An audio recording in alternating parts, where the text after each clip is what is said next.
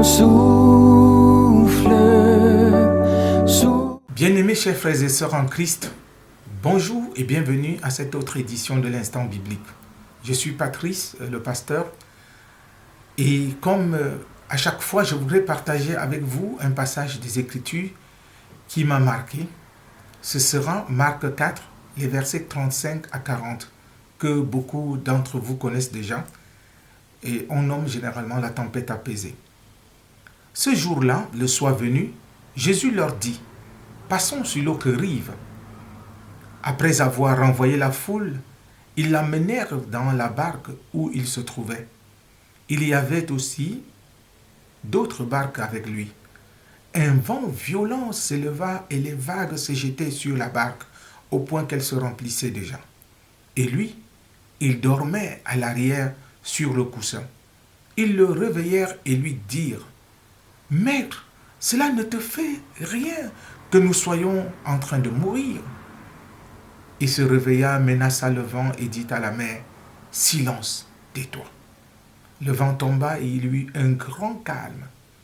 Puis il leur dit: Pourquoi êtes-vous si craintifs? Comment se fait-il que vous n'ayez pas la foi?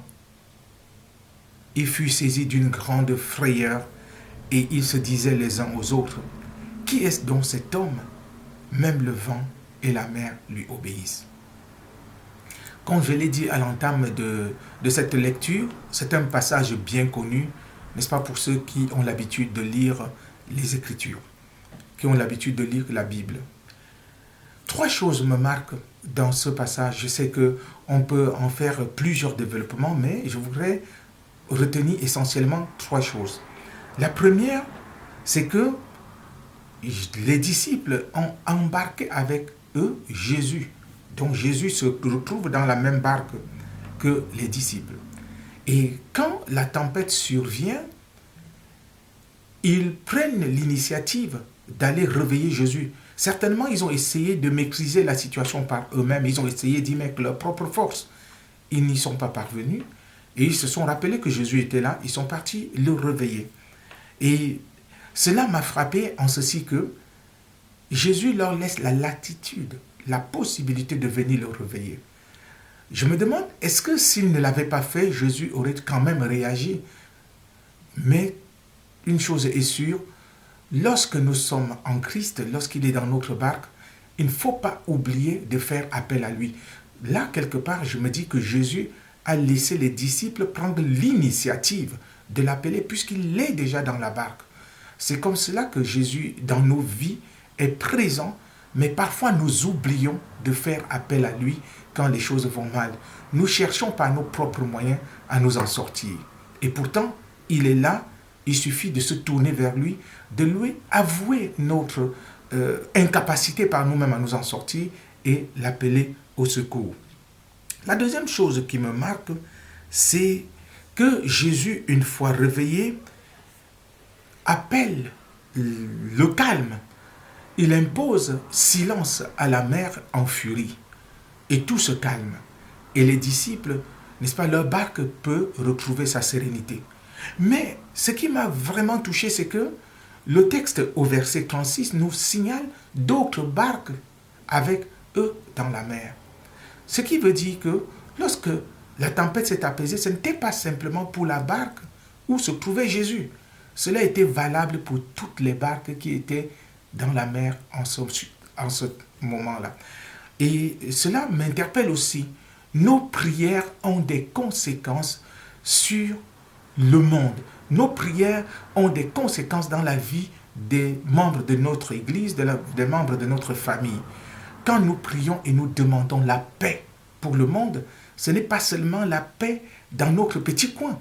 Cette paix, quand elle est établie, elle a un impact sur tout le monde. Bon, mauvais, méchant, Dieu ne fait acception de personne quand il apporte sa paix.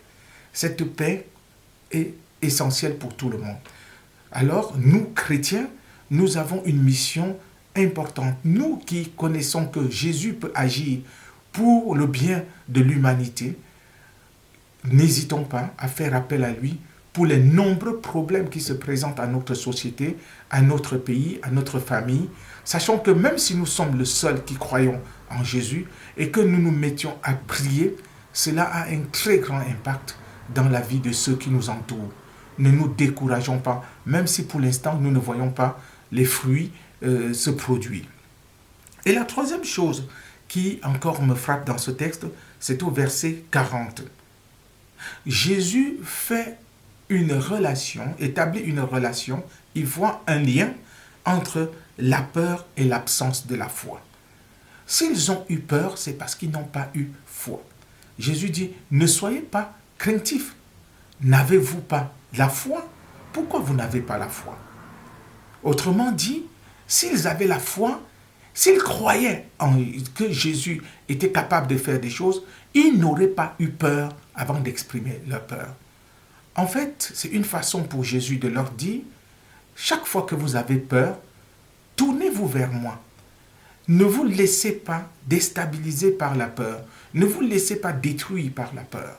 Parce que moi, le Seigneur Jésus, je suis là pour pouvoir vous accompagner dans toutes les situations. Oui, sœurs et frères, la peur peut signifier l'absence de la foi. Chaque fois que la peur veut nous envahir, rappelons-nous que nous avons un Sauveur merveilleux qu'est Jésus-Christ. Il est à nos côtés pour nous accompagner. Nous ne sommes pas encore très loin dans l'année 2025, nous en sommes au début. Alors, n'ayons pas peur d'affronter l'avenir avec sérénité. Affrontons cet avenir avec foi. Le Seigneur nous accompagne. Je nous invite à la prière. Seigneur Jésus, nous te rendons grâce parce que tu es toujours présent auprès de nous. Parfois, nous n'en sommes pas conscients et nous voulons nous débrouiller nous-mêmes pour nous en sortir. Et nous nous retrouvons dans plein de situations incontrôlables.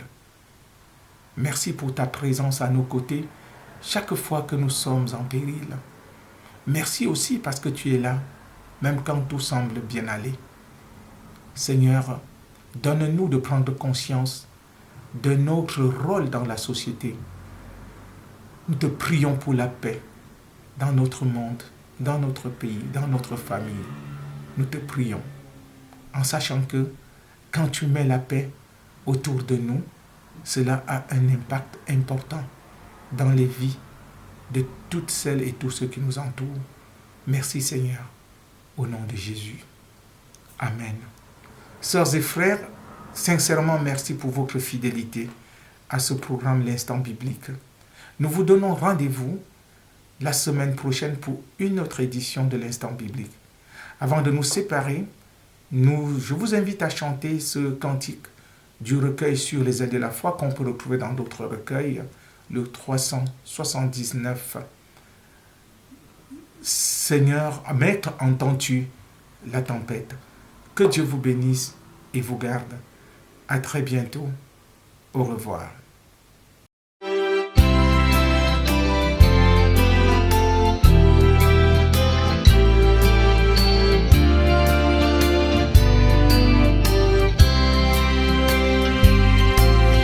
Maître, entends-tu la tempête et ses terribles accents? Parle, Seigneur, et l'arrête. Sauve, sauve tes enfants. Mais aucun bruit ne l'éveille. Il dort et nous périssons.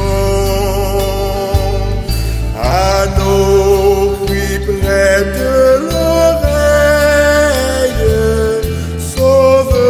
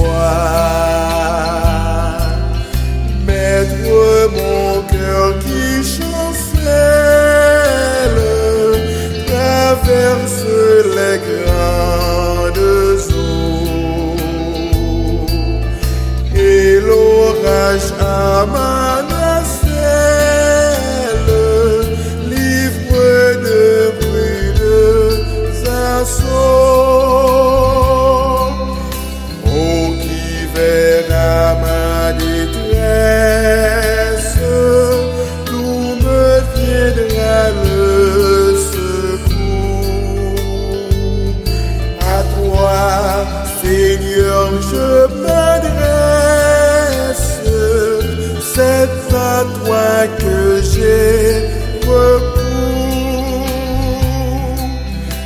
Il parle aux flots immenses. Père, vous sois la mer, les vents font silence. Père,